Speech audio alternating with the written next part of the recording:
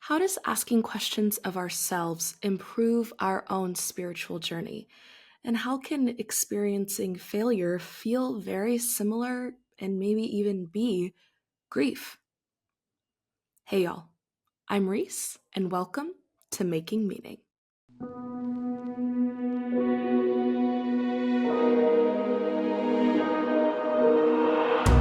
Making Meaning is a podcast by the Cohere Collective here to help guide you along your path to make meaning in a way that makes sense for you. This week, I am joined by Trinity Stukey. Trinity is a life coach, a social media expert, and a consultant, and just an all-around lovely, bright, joyful human being. We really ran the gamut in this episode from early childhood, school, family of origin, how these things impact our psyches and who we choose to become, but also religion, spirituality, the difference between the two, and the importance of defining those on our own terms. I believe that is all I have, so as always, let's take a deep breath.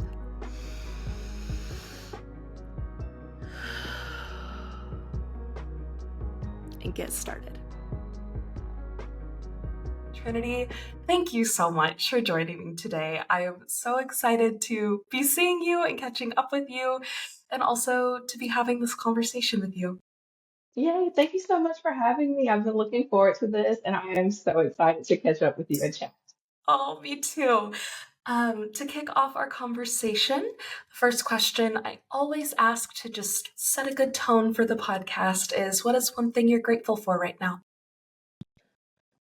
Oh, okay.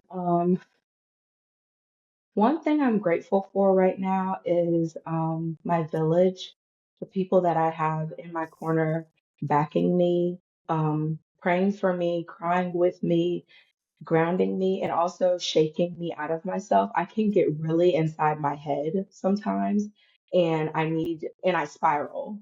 It's so funny. My best friend always refers to me by my horoscope sign when I'm in my mood, and so she's like, "Oh, my little Cancer crab, she's going back in her shell," and I do. I get in my shell and I claw out every now and then, but I hide. And so I'm grateful for the people who don't let me hide, who bring me out, who encourage me to seek God and pray when things get tough and pray for me and laugh with me and cheer for me when I can't cheer on myself. So one thing I'm grateful for right now is my village. I love that. And I think too, the not just not letting you hide, but also seeing when it's happening, right? Like being so in Yeah. tune to who you are that they can be like, okay, I know it's happening because I know you. Mhm. And here's what we're going to do here, like to support you. That's really so beautiful. And also, I think sometimes there is this tendency to want, I mean, people pleasing tendencies, right? I think we all struggle with Yeah. it a little bit, but to want to please everyone. And when you Yeah. find your village, you find your people, you can really play to them as your front row and not try and please everybody about it. So that's really Right. so beautiful. Um, Second question, it's a doozy, is what is your Okay. story? It is big question. Whatever you feel called to share in this moment is perfect, but I would love to know Trinity's story. Oh, let's start from the top, shall we? My story, I was raised in a very small family, even though I come from a big family. It was just me, my mom, and my little brother, although I have lots of older siblings. It was just, me, my younger brother, and my mom. And she was a single mom, and she did everything that she could to take care of us. We had very good years, and then we also had some very rough and tough years. Um, and being not the oldest daughter, but the oldest daughter of a generation of kids. So my mom had a set of kids, and then she waited like 15 years and decided to have another set of kids. So even though I'm more so the middle child, I've been an older sister, an older daughter my whole life. Yeah. Um, and that's always made me the more of like a extra parent, an extra adult. And I didn't mind as a kid, helping my mom because A lot of stories you hear, people resent their parents when they're single parents and taking care of things the best that they can. I really always admired my mom for taking care of us the best she could, doing the best she could with what she had. And I always wanted to help. I always wanted to do my part. I always wanted to lend a hand. Um, and so I have, and I always have. So, but that also puts a lot of responsibility on your back, and it creates certain personal dynamics. So, like, I have a fear of heights. I have a fear of the dark, regular kid stuff. And then I also have a huge fear of failure because I always felt like if I made the good grades, if I never got in trouble, if I always did the right thing, that was always a weight off of my mom's shoulders. It was something she didn't have to worry about, which in hindsight, I don't regret. It's made me the person I am today, and I'm proud of my character. I'm proud of my reputation. I'm proud of my morals and my values. But I've always had this underlying sense of if I fail, the world is going to crumble up underneath me. I have to always be on my A game. I always have to be doing what's right. And pivot to the most important, I guess, shift in my life, everything has always gone well for me. I hate to say that, and it's not arrogant, but everything has always gone so well for me until it didn't, and I didn't know what to do. So I had quit my job to pursue a law degree because I've always wanted to be a lawyer. I've always wanted to help people. I've always had this underlying sense of justice needing to be served. Like being a little kid, my favorite movies were The Hunchback of Notre Dame and Pocahontas. What do those two things have in common? Justice, standing up for other people, even if that means going against your family, even if that means going against your culture, you do what's right and you Yeah. help people and you're there and you defend the little man. So I've always kind of adopted those character traits. That's part of who I am. Well, I went to pursue my law degree and I studied and I took the test and I invested hundreds and hundreds of dollars and it didn't work out and I ended up failing twice. And so then it was like, okay, now I have no job. I've invested hundreds of dollars and now I've got to try to find something. And so I found a job, stayed with that, found another one that I felt could be more my niche. That didn't work out.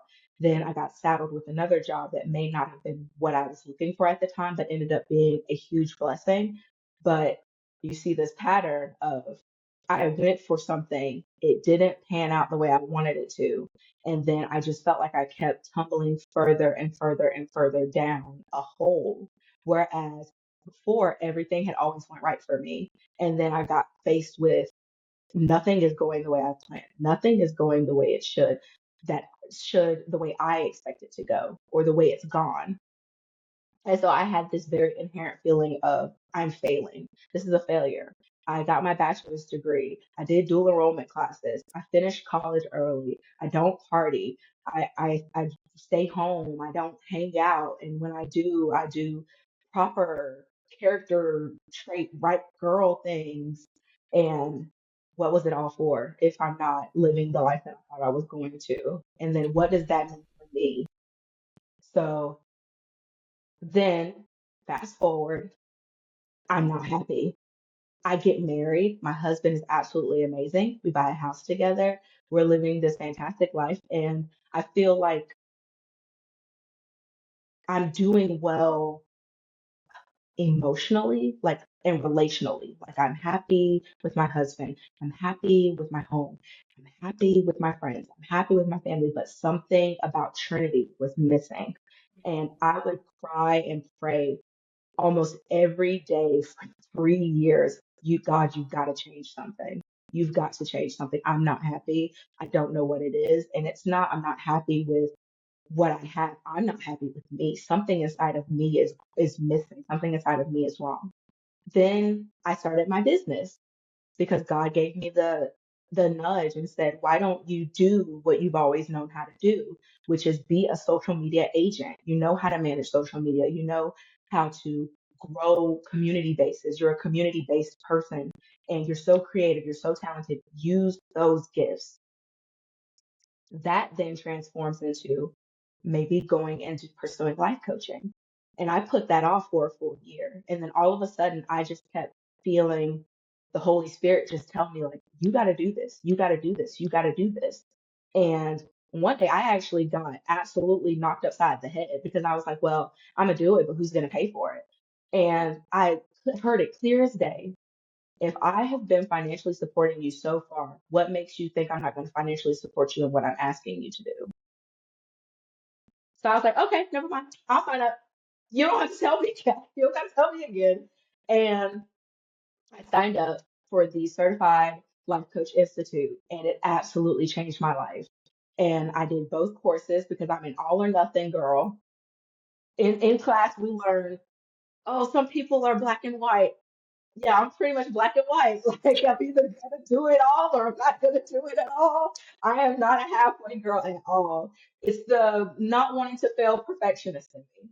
Oh, yeah. And our advisor for the Certified Life Coach Institute said something in class when we first started, and he said, in order to be a good coach, you've got to be a good client. So bring forth real problems to the table and watch how people attack those real problems and help guide you through your real problems. And that will help you on the back end when you have to be the coach.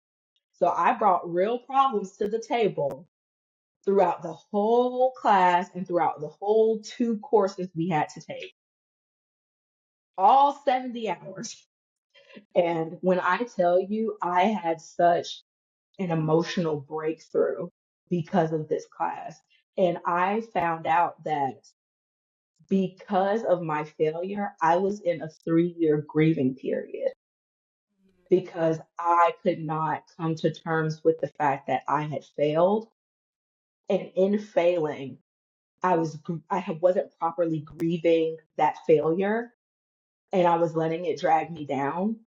And I also got the revelation as well that I had left myself behind because when I failed and I wasn't good enough anymore in my eyes, and I didn't accomplish something the way I thought I should in my eyes, I was like, oh no, I'm going to keep moving on.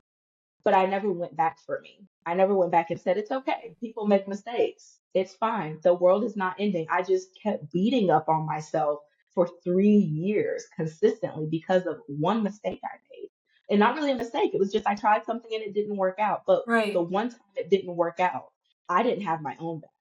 And that was a hard thing to come to terms with, is that when you don't pan out the way you think you should, you beat yourself up, you leave yourself behind, and you make yourself suffer. Nobody else is doing that to you. You're doing that to yourself. So that was a hard thing to cope with. But in finding that out, I've been putting forth better efforts to feed myself fact, not opinion. Mm. And so a lot of times we are our own worst enemy, and we feed ourselves these false things like, oh, it's not going to work out.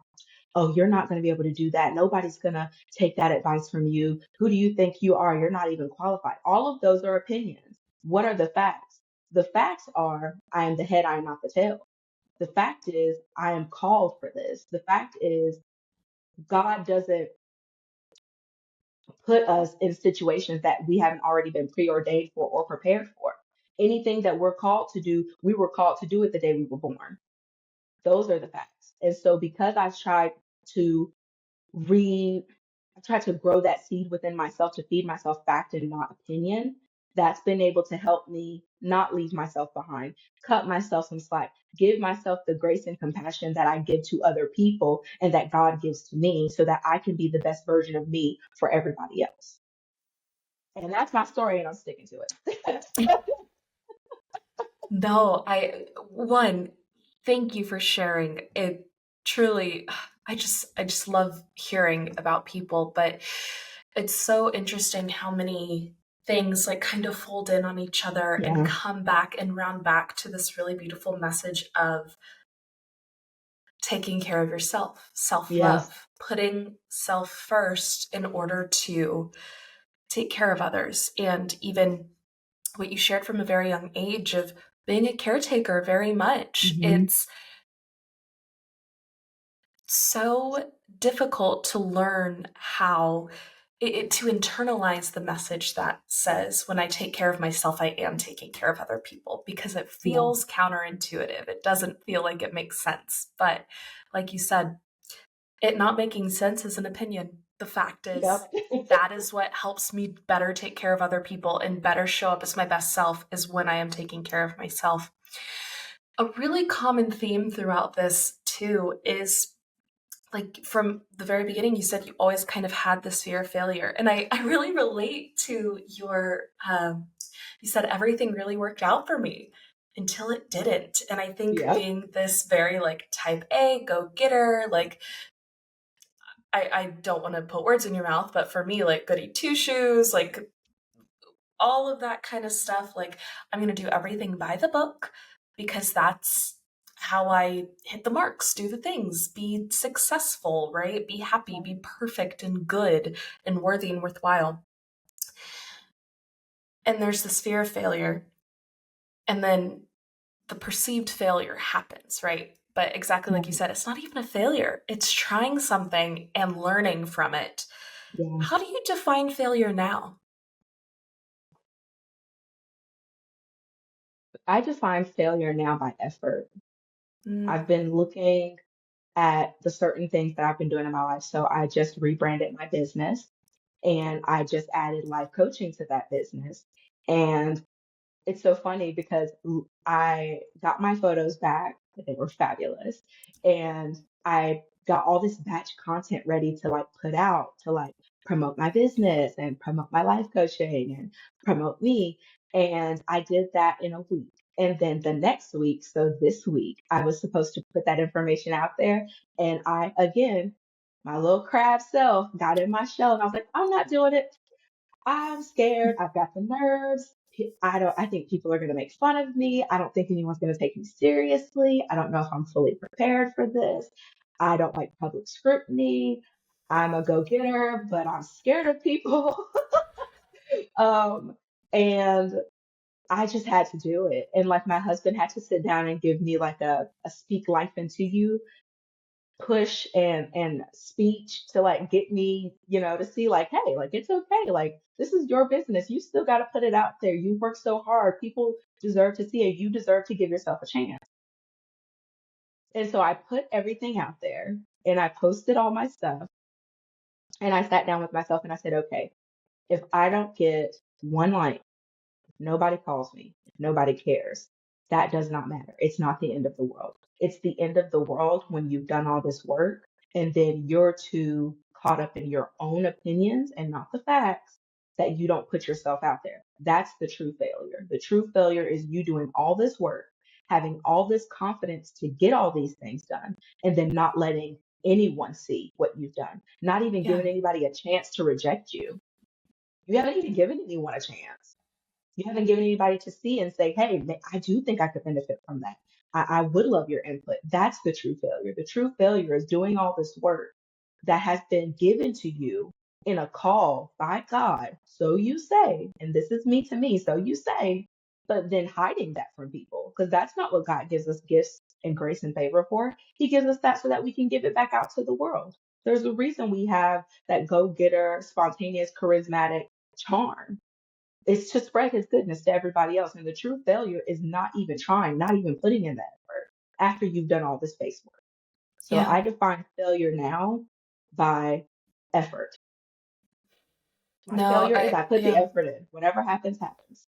Absolutely. The failure can only come in to the pieces that we can control, right? In that I'm the one holding myself back. I'm the one putting up the walls. I'm the one keeping myself from the fullest, highest expression of who I am called to be, of who I know I am meant to be.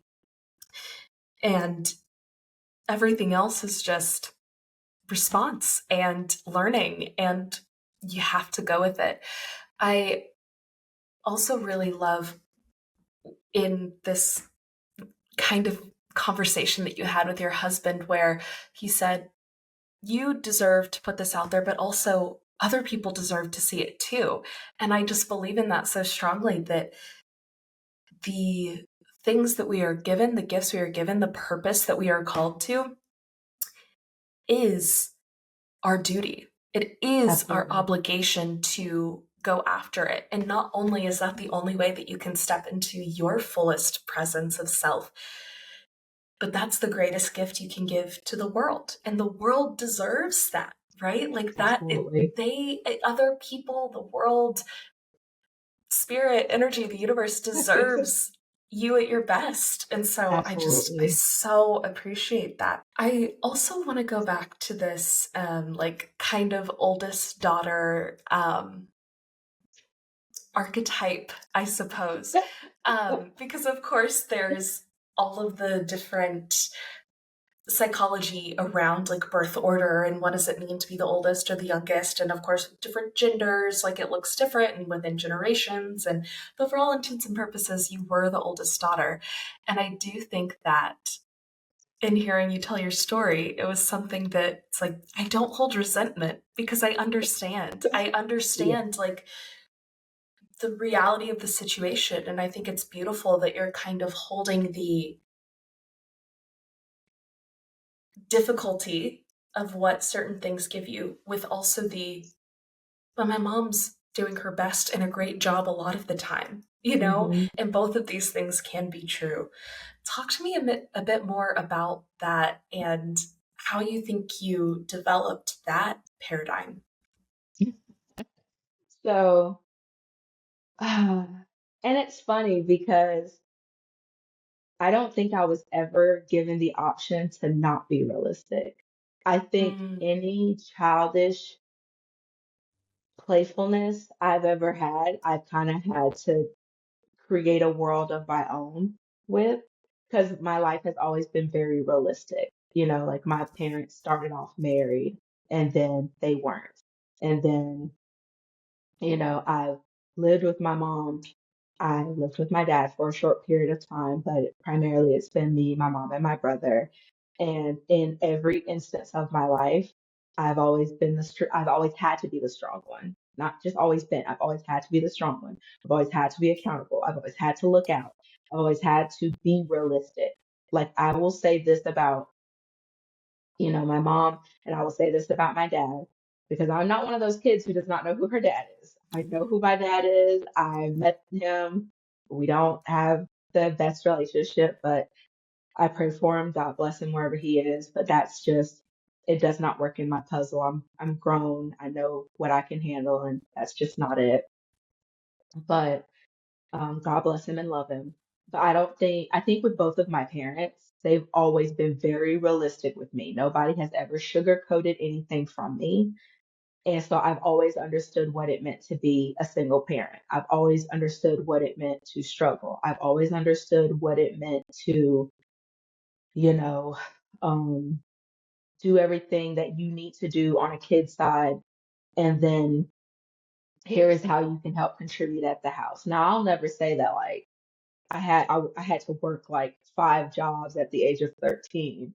But when I was 16, I got a job. And I was so proud of that because I knew if I get this job, I can pay for all my stuff. And then my mom only has to afford one kid. That was my mindset for that. And then growing up, I just have always worked and I've always had a job because financial stability was important to me because I know what it's like to not be financially stable.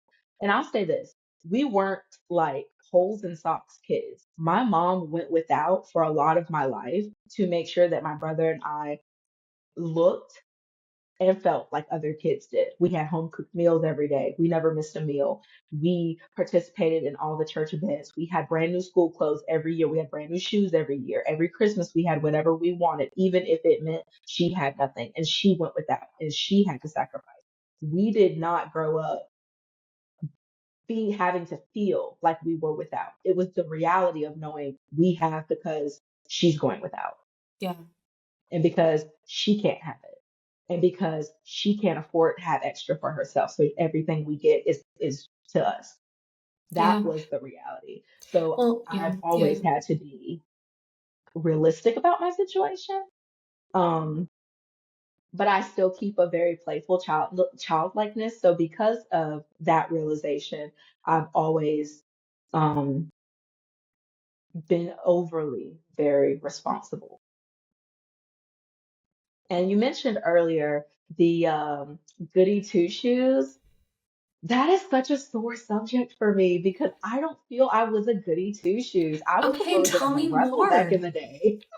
Tell me more. No, I love that because I I do think that there is such an interesting and it will come back to some of the other things you just mentioned too, but I really do want to dive into this because there's such an interesting dichotomy between you mentioned you're a Cancer earlier.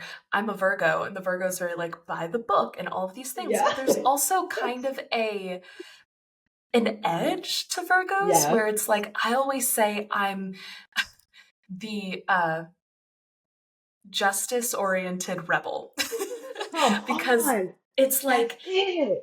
I will follow rules till the Hmm. cows come home if I agree with the rule. And Exactly. we need to interrogate the rule, right? Yep. But I love a rule. So, all that to say, I that is certainly something that I have come to kind of like goody two shoes as a title to try and kind of reclaim and rework. Talk to me about that. I love it. Yes, I fully agree with what you said. So, like growing up, I was a straight A student. I was an honors student. All the teachers loved me, even though I talked a lot. And I always seemed to hang out with the kids that they didn't like. Mm, Um, and I mean, I couldn't help it. I mean, my friends were my friends, but I would always get that lecture about Trinity, be careful who you sit by. Trinity, be careful what you do. Trinity, watch who you're around. And in my mind, I'm like, they're not doing anything. They're just not like me. And I've always yeah. had that reality that because of how well put together and how educated and well spoken I was, I always presented an otherness. You Hmm. are better than that. You shouldn't be a part of that. Don't be around them. And that's not always a bad thing, but sometimes it is a misconception of who that person really is. Because Yeah. I will say this, I have never been one to be friends or be around people who I didn't feel were inherently good people.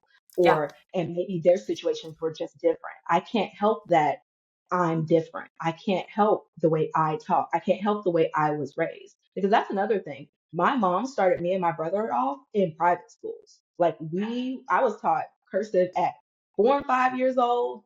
I knew everything. We grew up with good education.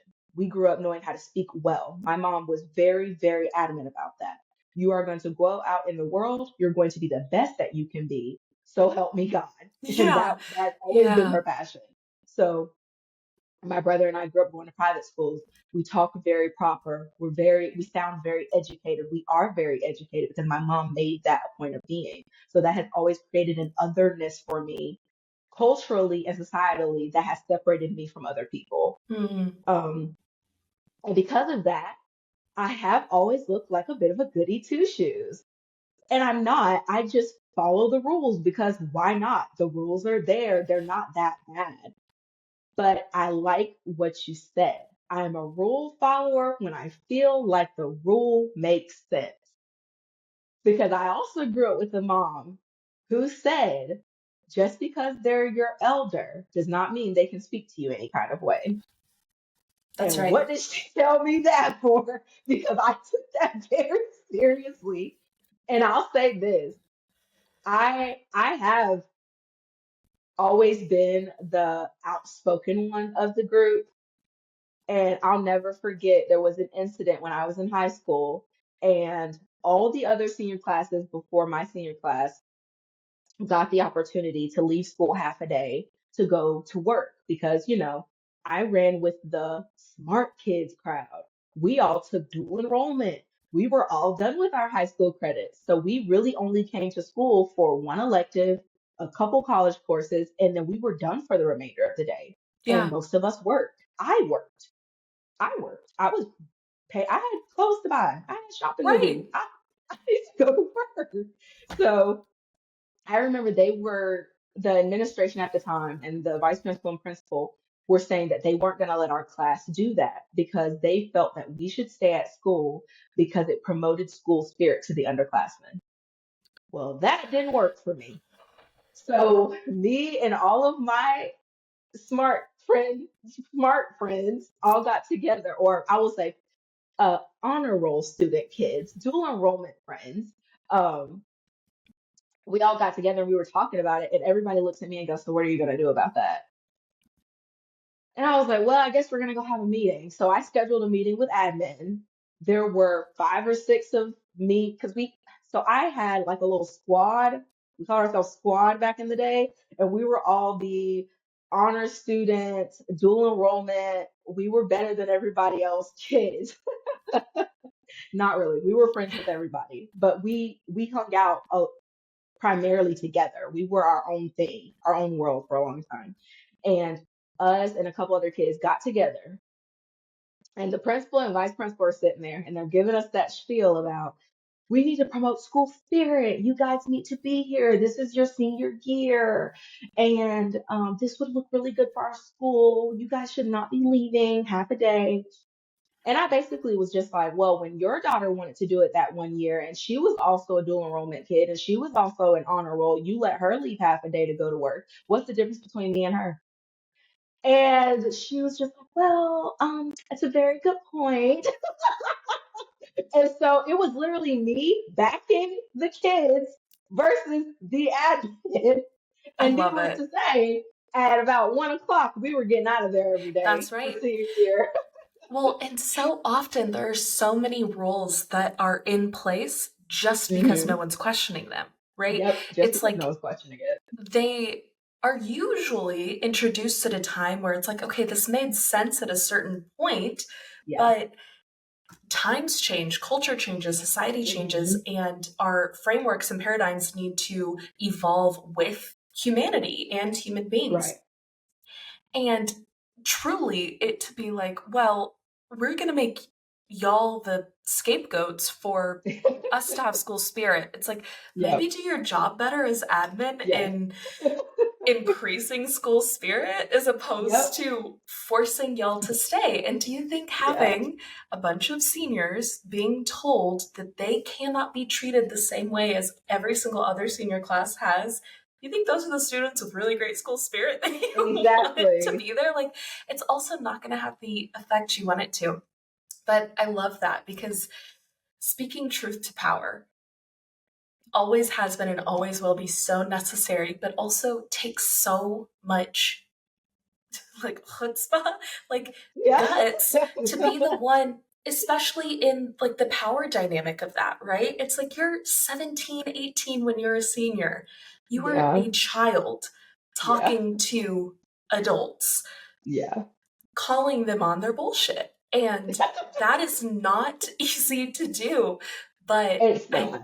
it so speaks to your character and passion for justice. It really, really Yeah. does. It reminds me, I just so relate to that too, because it's like, I can be a goody goody, but that doesn't mean that it's like fake. It's rooted in something really real, actually. And I remember like freshman year of high school, we had a syllabus for one of my math classes that said we were only going to have like 20 homework questions a night. And I was like, okay, sounds good to me. One day, a few weeks later, we get our homework assignment. There's 40 questions on it. Like, okay, here we go. I'm rolling up my Right. sleeves. Like, Or and and I'm like, I don't mind having 40 questions for homework, but but don't be honest. tell me one thing. Exactly. Yeah. Make me take it home, get my mom to sign it. I have to sign it. You have to sign it like it's a legally binding contract. Hmm. And then you break it? No, no, Yeah. no. No, no, no, no, Yeah. no. And so the teacher stepped out of the class and everyone's like, can you believe it? We have 40 homework questions. And I'm like, yeah, I'm going to ask him about it when he gets back because that's doesn't make sense. And he was like, well, don't I give you time in class every single day to work on homework? So that's really up to you how many homework questions you have and if you can get them done. I'm like, so we have 5 minutes left? Is the expectation that we get 20 questions done in 5 minutes? Right. Because that's And what kind of questions are these? right, right. And how is that conducive to learning if that's the expectation? So turned into this whole thing, but I just so relate to that, but also I think it's so beautiful that your peers look to you to be the leader and the champion of that. Like, what a sign of respect, but also trust and admiration Yeah. that that vote of confidence really does give, and I think speaks to your calling and your Yeah. ability to form community and connection is because people trust you to fight for them. Yeah. And that Thank is you. such a gift. It really, really Yeah. is across everything. I also want to go back to, before we got into the goody two shoes thing, talking a little bit about like the expectation too, right? Of, oh, but you are the company you keep. Make sure you hang out with the good kids, not the bad kids. And I think a lot Mhm. of that goes into this idea of tracking, which I've been learning a lot about, that a lot of schools do purposefully and all do, whether knowingly or unknowingly, where it's like from a very young age, labels are put on kids of what kind of student they're going to be, what kind of adult they're going to be. And school is very much, I love what you said earlier when you're like, not my smart friends, my honor roll friends, right? It's Yeah. like school's not a measure of intelligence, it's a measure of how No, good you it's are at not. school, um, which teaches you a lot, right? But the fact that in like a common theme through all of these stories is adults putting expectations onto kids that are forcing this narrative that there is such thing as a bad kid, right? It's like you're a Yeah. child, and that you are felt othered by having these higher expectations and that more is expected of you, which is also just as damaging in a school setting to do to a kid, right? And I absolutely relate to the fear of failure thing. I don't know if there's a question in there somewhere, but I have a lot of thoughts, and I would love to know if you have any thoughts about all of that kind of stuff. It's the Hunger Games. It's the institutionalized Hunger Games. It really is. And I'll say this, I love school. I did. I was Yeah, one I of did those too. kids who, when the summer was over, I was like, oh yeah, that sucks, but I get to go see my friends every day. I'm Yeah, gonna learn stuff. Um, And I'll say I was also a champion for my education. I was. You were not going to hold me back. I remember one year we had a Spanish teacher and he hadn't been my Spanish teacher. I had had another Spanish teacher, but she did so well. She made me love Spanish. So I was like, ooh, I can't wait for Spanish too. Well, when I started inquiring about the other Spanish teacher, I started hearing things that not bad things about him. Very nice man, did very well. Students loved him, but his style of teaching was not appropriate for me. And look sure. at me, 16 or 17 years old. 16. That's not appropriate for me. You're not going to teach the way I want you to teach me. So I went to my mom after taking Spanish 1 and I was like, hey, I don't know if I want to be in his class. I don't know if that's going to give me what I need because I actually like learning Spanish and I want to continue to like it and I want to continue on the trajectory that I set for Mm. myself. Can I take Spanish 2 online? And so she got me signed up with Florida Virtual School, and I took Spanish 2 all summer before we went back to school for I want to say my junior year. Yeah, so it was before junior year, and I had spent the whole summer taking Spanish 2, You're like, and it peace, was I don't need great. you. Yeah. Yeah, I was like, cool for them. I don't think that's gonna work for me. I'll do my own thing. And I do love that because even being 16, 17, I think so often kids' narratives are undermined that it's like, oh, well, what do you know? For either lack of education, lack of experience, or projected naivety, right? It's like even kids are the number one expert in themselves. And not all kids, and not to say that it won't change and morph and grow, but listen when someone tells you something, right? And it's if I am someone who likes to be engaged in the classroom in a certain way, or I know that I work really well in this environment, and that is not this. Who's to say a 16-year-old can't know that about themselves? Yeah, And good on you 100%. for advocating 100%. for what you needed. Yeah. Yeah. Another thing I want to make sure we have plenty of time to chat about, because it's so clearly such an integral part of your character and who you are, is your faith. I think it's a really important part of making meaning and purpose. And I suppose I'll just open the floor a little bit to how your faith developed. Was it in the home when you were growing up? Was it discovered later on? Did you ever have a moving away and then returning to? How is it developed, and what does faith mean to Trinity now? Oh, this is my favorite story. Okay, once upon a time. So, fun fact, I'm a PK. So, my parents were pastors and had their own church. So, I was brought up in the church from the womb. I'm actually named after the Trinity. Fun story, my parents were fighting over my name when I was born because my mom wanted me to be named one thing. My dad wanted to add a name. My mom thought it was ugly. And so they were just sitting there like, well, I guess we're not budging. And then my mom said my dad walked outside, came back inside, and was like, God said name her Trinity. And so my name's Trinity. And so I am literally named Trinity, like the Bible.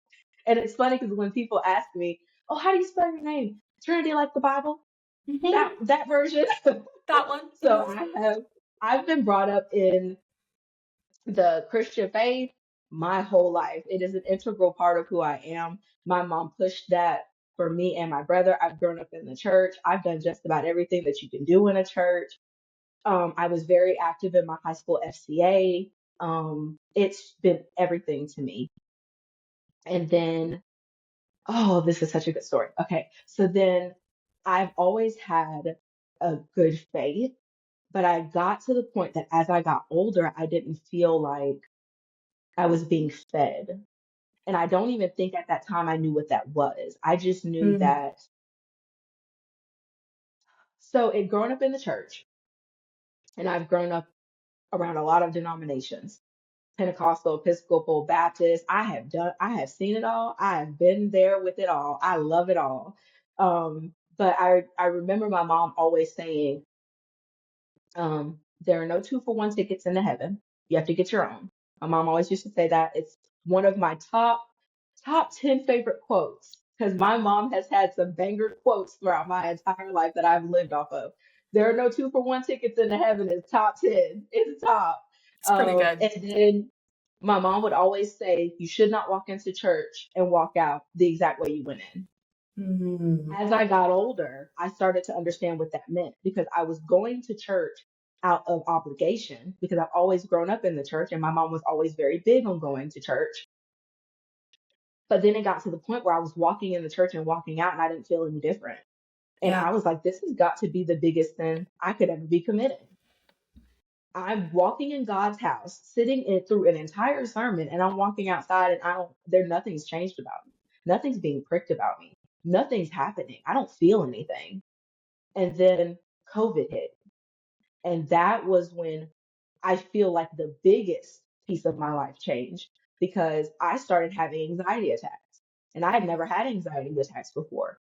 But when you grow up in the faith, you are constantly reminded that like judgment is coming, Jesus is coming, it's almost here, the apocalypse is happening, Jesus is coming, the end of times is near.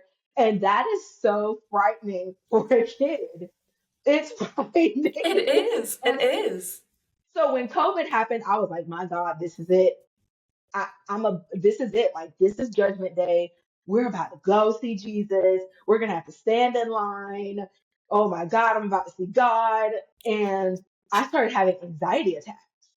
And I remember laying in bed one night crying. And I asked myself the question because I have no problem talking to myself and I have no problem with self-reflection. I practice self-reflection as often as I can because I like talking to myself. So what else am I going to talk to myself about but me? And I remember laying in bed and having this thought and crying, saying, if right now judgment day was happening and my soul got sucked out my body and I had to go see God, am I going to heaven? Am I actually going?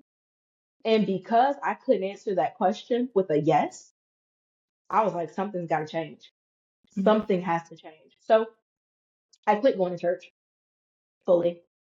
COVID also helped with that because you couldn't go to church at that time. But I stopped going to church and I made a vow I was not going back into a physical building until I got a personal relationship with God.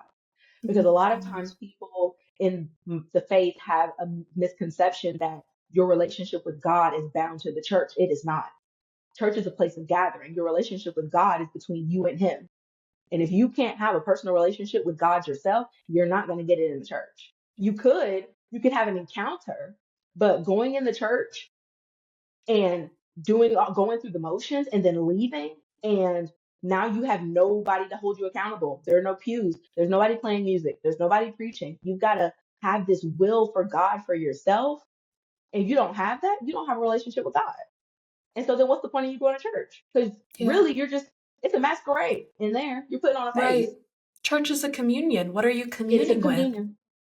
And who are you communing for? Are you communing to go be with your buddies? Are you communing so that you can look good? Are you communing because it's something you've always done? Are you communing because God been good to me this week and I gotta let everybody know it?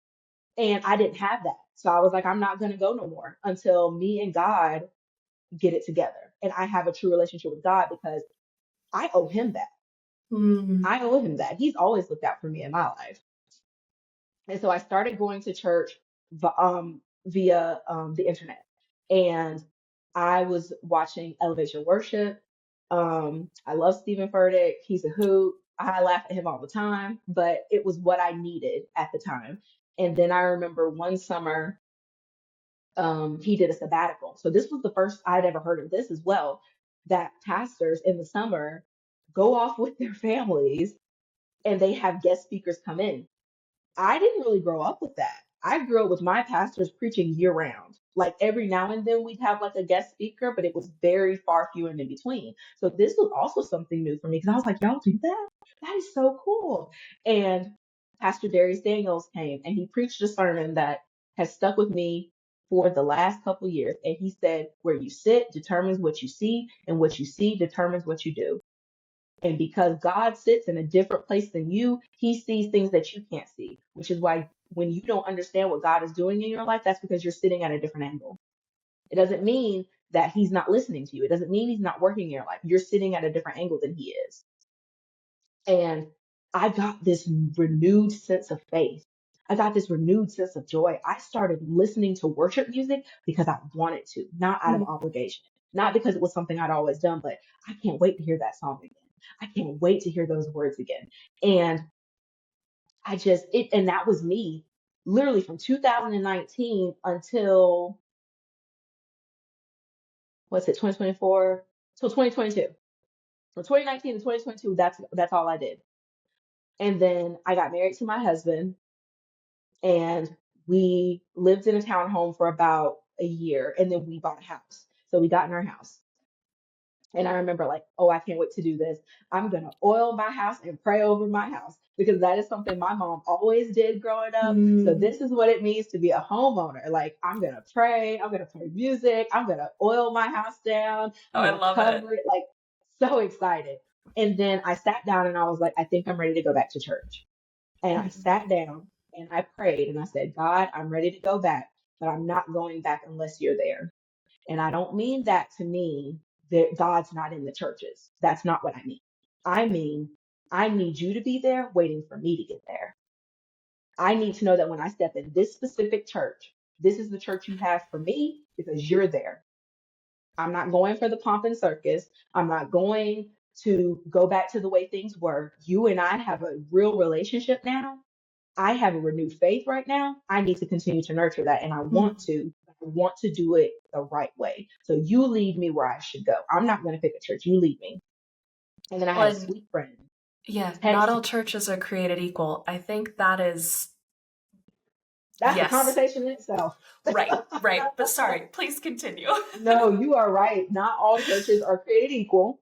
And again, I've been a part of a lot of different services, churches. I've been a part of a lot of different denominations. Um, and I never really got it.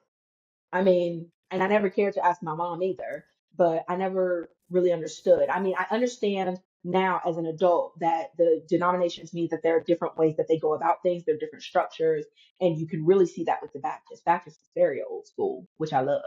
But It's all about worshiping God. So to me, it never made a difference what church I went to because I'm worshiping God. We're serving the same God. It's just, your service might be a little longer than theirs, but that's okay. Like it is what it is. Right.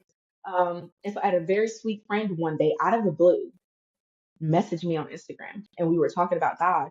And I was like, yeah, I'm looking for a church to go to. My husband and I just bought a house. We're in Panama City. I don't really know this area that well. And I'm just kind of, waiting on God, filling a few things out. And she goes, oh, well, what about this church? And I've been going here and it's very diverse and I love it. I feel like the spirit is moving. I really feel like you'd like it. You should give it a try.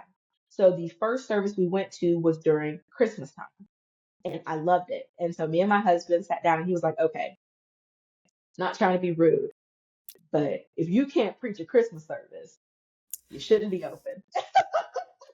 I He mean, was fair like, enough. so what we're gonna do is we're gonna go a couple more times after Christmas to really see if this is where we want to be. Because of course the Christmas service is gonna be great. It's Christmas. And I was like, Yeah. that's so fair. That's Yeah. fair. So we went a few more times and then we tried another church. And we tried that church for a couple weeks and then we just kind of sat down and I was just like, I want to go back to North Star. I liked that church. Like they may not do all the big things this other church is doing, but I feel at peace there. I feel at home there. Like Mhm. I feel okay. And he was like, yeah, like I was kind of skeptical. He was like, but I kind of want to go back too. And we've been there ever since. And I have grown so much there. My husband has grown so much there. Um, and it's made all the difference in the world. But I definitely went through a period of time with God where I grew up knowing him, but I grew up knowing of him. I didn't really know him. And then when I got it in myself that I needed to change, because if I were to die today, am I going to heaven? No, I don't have a relationship with God. What are we going to talk about when we get there? What my mama's been teaching me? No. I've got to have faith for myself. My mama said there are no 2-for-1 tickets into heaven. I can't go off of what she's taught me. I've got to learn for myself. That's So right. then isolating myself from the church and saying, okay, God, it's just you and me. What we got, what we gonna do? And getting this renewed faith for myself. And then making the decision, okay, I'm gonna go back, but you gotta go with me. So take me where you are. Where's your Yeah. spirit residing? And then writing it out since then. So that's my journey. I think that that is so powerful.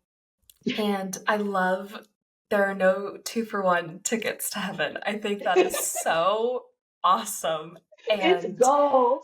it really is. And I, as someone who doesn't necessarily consider myself a Christian in the category of that, but very Right, much like is a spiritual person and all of the heart of it is so right. I just see so much alignment through so many different things. But I do think that in any faith journey, that it is so necessary that we are asking ourselves these questions, right? And I think Yes. that that is that's the message of your testimony is, Mhm. yeah, I knew of what this was, but it does not impact me. It does not impact my life and the people around me and the way that I'm living until I'm asking the questions of myself. There are Absolutely. so many things in this world that other people already have answers for. And it Mhm. is a lot easier to take the answers that they give us and say, okay, that makes relatively good enough sense. Cool. I'll use it too, especially when it's a trusted adult like a parent or a friend or a mentor. Um, but where is that actually rooted?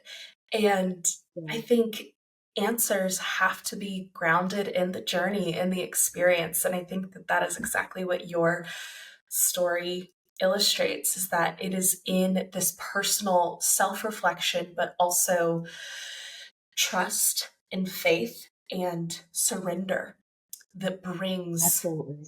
the truth back into the picture, right? And I just think that that is so beautiful.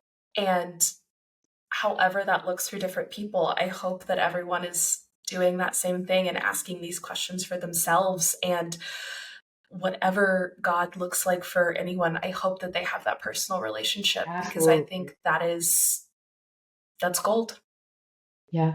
Thank you very much for sharing. Of course. Well, as we approach the end of our time together, which has gone by so fast, I've just really I know. enjoyed chatting and listening and learning and hearing everything. I have two questions that I always like to end with. One, in light of everything we've talked about, we've gone over a bunch of different things, but of course, we can't get into all of who you are in an hour and some change conversation. So, is there anything we missed that you were like, I would be remiss if I didn't touch on this? Anything that we need to talk about? Anything that you're like, I'd like to go back and clarify? I'd like to re-emphasize? Anything at all? This is time for you to go and share whatever is on your heart. Um, I'll say this. So even though I've grown up, single parent, I've had to be a little mini adult, even though I feel like I came out the womb being a little mini adult. I've always had a little bit of a too. I've always been a bit of a grown woman. Um, and I've gone through all these self changes, and I've had all these personal heartbreaks and trials and obstacles that I've had to overcome. I would not go back and change a thing. I would not go back and change a thing about the way my life played out as a child. I would not go back and change a thing about growing up in a single parent household. I would not change a thing about the way I've grown, the things I've overcome. I will not change it. I wouldn't change a thing about those 3 years that I was walking through the wilderness for 40 days and 40 nights crying, praying for the same thing. Um, because you get to a point in your life where you have to look at your current and go,